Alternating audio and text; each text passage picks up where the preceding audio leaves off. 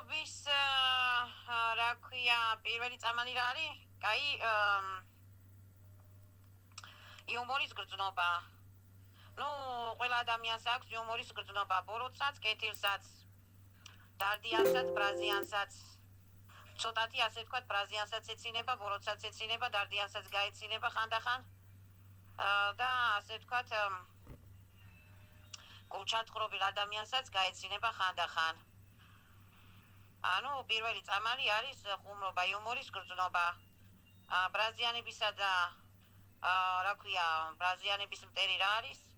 ხუმრობა, ბოროტების მტერი რა არის? ხუმრობა, კაი ხასიათები, იუმორის გრძნობა, პოზიტიურობები.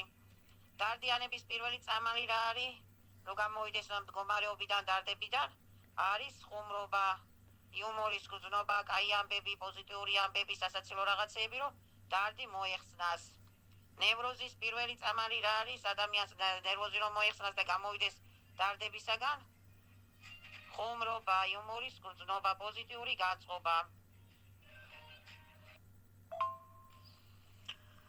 ხუმრობის რა ქვია, პირველი წამალი რა არის? კაი, იუმორის გრძნობა. ნუ ყველა ადამიანს აქვს იუმორის გრძნობა, ბოროტსაც, კეთილსაც, დარდიანსაც, ბრაზიანსაც. ცოტათი ასე ვთქვათ, ბრაზიანსაც ეცინება, ბოროტსაც ეცინება, დარდიანსაც გაეცინება ხანდახან. და ასე ვთქვათ, გულჩათხრობილ ადამიანსაც გაეცინება ხანდახან. ანუ პირველი წამალი არის ხუმრობა, იუმორის გრძნობა. ბრაზიანებისა და რა ქვია, ბრაზიანების მტერი რა არის?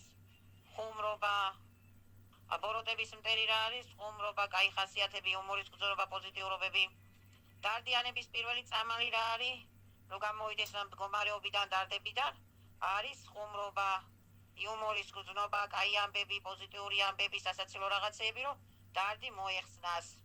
ნევროზის პირველი წამალი რა არის? ადამიანს ნერვოზი რომ მოეხსნას და გამოვიდეს დარდებისაგან. ხუმრობა, იუმორის გრძნობა, პოზიტიური განწყობა. ადამიანს